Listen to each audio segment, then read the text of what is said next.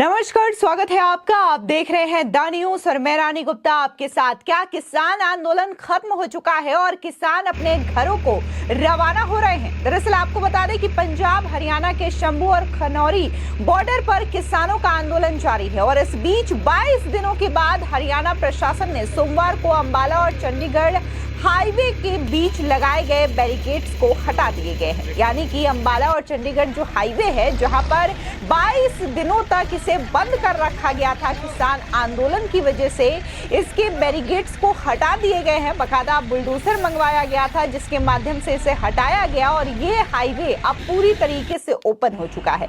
बता दें कि इस बीच किसानों ने घोषणा की है कि 6 मार्च को दिल्ली की ओर मार्च करेंगे और किसान यूनियनों ने 10 मार्च को दोपहर 12 बजे से शाम 4 बजे के बीच रेल रोकने का ऐलान किया है।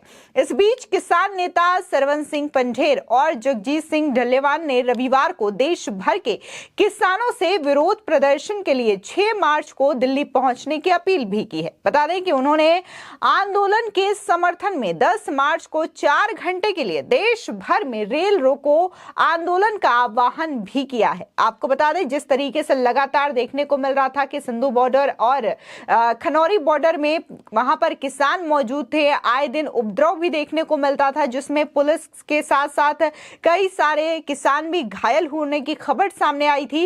ऐसे में इस बॉर्डर को खोलने के बाद ये देखने को मिल रहा है कि कैसे वहां पर सन्नाटा पसरा हुआ है और वहां पर किसान नजर नहीं आ रहे हैं। ऐसे में हर कोई ये सवाल उठा रहा है कि क्या किसान आंदोलन खत्म हो चुका है, क्योंकि जो बॉर्डर पर किसान बैठे थे, जो किसान नेता थे, वो और जो अन्य क्षेत्रों में किसान हैं, उनमें बहुत ही बड़ा फर्क नजर आ रहा है। कोई कहता है कि वो सरकार से बात करके इस पूरे मसले का समाधान चाहते हैं, तो किसी का कहना यह है कि बातचीत से अब कोई हल निकलने वाला नहीं है, बल्कि वो आंदोलन करेंगे, रामलीला मैदान में रैली करेंगे, इसके बाद ही कोई हल निकल सकता है। आपको बता दें कि जिस तरीके से किसान नेता सरवन सिंह पंढेर ने ये बात कही है कि कैसे देश भर के किसानों को 10 मार्च को रेल रोको अभियान चलाना होगा जिससे कि सरकार को कुछ फर्क पड़ेगा। आप भी सुनिए कि कैसे वो इस वीडियो के माध्यम से लोगों को अपील करते हुए नजर आ रहे हैं, तो वही बीजेपी सरकार पर हमला भी बोल रहे हैं। हम सभी देशवासियों को, पूरे पंजाब के वासियों को अपील करते हैं कि जहां पर भी अगर आप रेल रोकें वहां रेलवे स्टेशन हो, रेलवे फाटक हो, इस तरह की अनसुखावी घटना ना हो। कहीं बगैर फाटक के, बगैर रेल स्टेशन के कहीं पर भी रेल नहीं रोकनी चाहिए। जहां वहाँ जो रेलवे के कर्मी होने चाहिए तो उनको मालूम हो।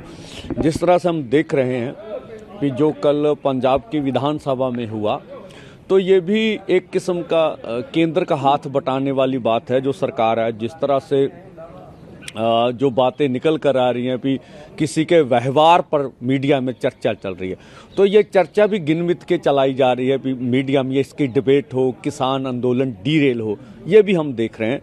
और उसी के साथ साथ जो सुनील जाखड़ जी हैं, वो जो केंद्र ने एजेंडा रखा था कि आप जो कॉन्टैक्ट बेस खेती पर, तो वो भी हमें बोलते थे कि आप गाँव से पूछ लीजिए कौन सी चीज़ बीजना चाहते हैं, कोई क्या लगाना चाहते हैं। तो कॉन्टैक्ट बेस खेती के ऊपर ही ये कंट्रास्टेशन किया जा रहा है।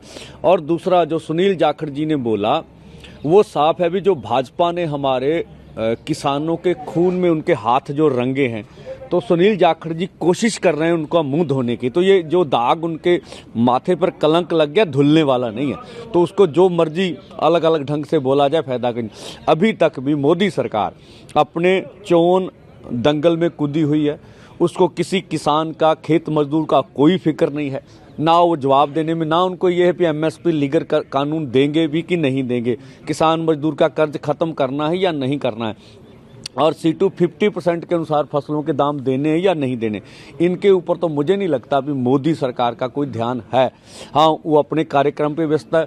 और जो जिस तरह से अजय मिश्रा टैनी को टिकट दी गया, उनकी मंशा स्पष्ट हो गई। और जिस तरह से देश की राजधानी दिल्ली में जिस तरह से किसानों को घुसने का जो मौका नहीं दिया जा रहा, तो ये उसके सामने बहुत बड़ा सवाल है। जब हमने ऐलान कर दिया अब कि 6 को जो हमारे अन्य राज्य हैं, जो ट्रैक्टर ट्रॉली नहीं लेके आ सकते, जो रेलगाड़ी से, बस से या पैदल चल कर आएंगे, तो अभी तक केंद्र का कोई बयान नहीं है।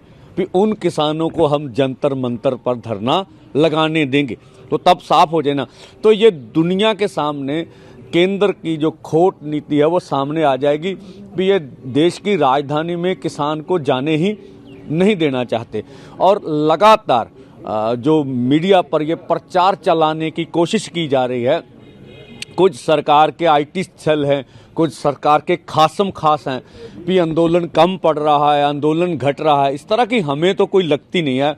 आप जहां पर आके खड़े हैं यहाँ देख लीजिएगा, लोगों का इकट्ठ देख लीजिएगा, और 10 का रेल रोक को देख लीजिएगा, और जब दिल्ली की ओर किसान बढ़ेंगे तब देख लेगा। या शंभू और खनौरी पर जितने बड़े तादाद में लोग जा रहे हैं, अब डबवाली में भी मोर्चा चल रहा है उनका अच्छी तरह से। तो लगातार मोर्चा आंदोलन बढ़ रहा है और इनको हमें समर्थन इंटरनेशनल लेवल पर मिल रहा है। आपको बता दें कि पंजाब की ओर से बढ़े किसानों ने 21 दिन पहले दिल्ली चलो के नारे के साथ आंदोलन शुरू किया था, जिसके बाद उन्हें हरियाणा की बॉर्डर पर रोक दिया गया था। तब से किसानों का आंदोलन जारी है।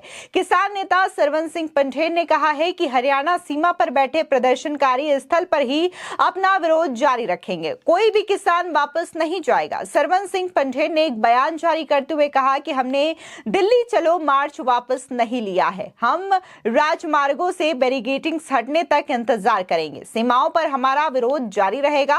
किसान यूनियन नेताओं ने यह भी घोषणा की है कि वे पंजाब हरियाणा सीमा पर आंदोलन को और मजबूत करने का प्रयास करेंगे। वहीं मीडिया रिपोर्ट्स के मुताबिक किसानों का आंदोलन पिछले कुछ दिनों में धीमा भी हुआ है और प्रदर्शनकारियों की संख्या भी काफी ज्यादा कम हो गई है, लेकिन सड़कों पर अभी भी सैकड़ों ट्रैक्टर ट्रालियां खड़ी देखी जा सकती है। इस बीच संयुक्त किसान मोर्चा यानी कि एसकेएम ने घोषणा की है कि वो 14 मार्च को रामलीला मैदान या जंतर मंतर पर किसान महापंचायत आयोजित करेंगे। इस बीच किसानों ने डबवाली भटिंडा सीमा पर अपनी संख्या मजबूत करने का भी फैसला किया है। किसान मजदूर मोर्चा के रमनदीप सिंह मान ने घोषणा की है कि वे पंजाब और हरियाणा सीमा बिंदुओं से परे और अधिक स्थानों पर विरोध प्रदर्शन करेंगे। बता दें कि संयुक्त किसान मोर्चा और किसान मजदूर मोर्चा सहित 200 से अधिक किसान संघों द्वारा दिल्ली चलो मार्च 13 फरवरी को शुरू हुआ, ताकि केंद्र पर कई मांगों को स्वीकार करने के लिए दबाव डाला जा सके। हालांकि सुरक्षा बलों द्वारा अपना आंदोलन रोके जाने के बाद प्रदर्शनकारी किसान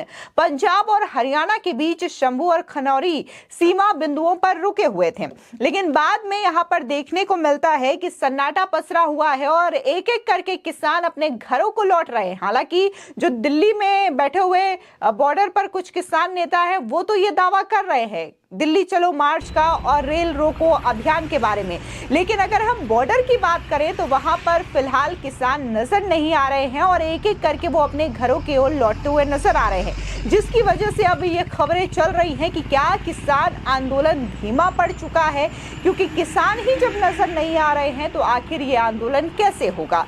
इसी के साथ ही आपको बता दें कि पिछले दिनों देखने को मिला था कि जो हरियाणा बॉर्डर है वहां पर किसानों के भेष में कुछ उपद्रवी भी शामिल हुए थे, जिन्होंने कई सारी सरकारी संपत्तियों को नुकसान भी पहुंचाया था और इसमें हरियाणा पुलिस के कई जवान घायल भी हुए थे, जिसके बाद हरियाणा पुलिस ने बड़ा एक्शन लिया था और सीधे तौर पर यह घोषणा की थी कि जो उपद्रवी इसमें शामिल है उनको चिन्हित किया जाएगा, उनके वीजा पासपोर्ट नष्ट कर दिए जाएंगे, रद्द कर दिए जाएंगे और बाकायदा उनके फोटोज और वीडियोज जो है वो गृह मंत्रालय को भी भेजा गया है, जिसके बाद भी ये देखने को मिला है कि किसान आंदोलन में काफी ज्यादा असर पड़ा और किसान अपने घर लौट रहे हैं। फिलहाल इस पूरे मामले को लेकर के आपकी क्या राय है, हमारे कमेंट सेक्शन में जरूर बताएं। धन्यवाद।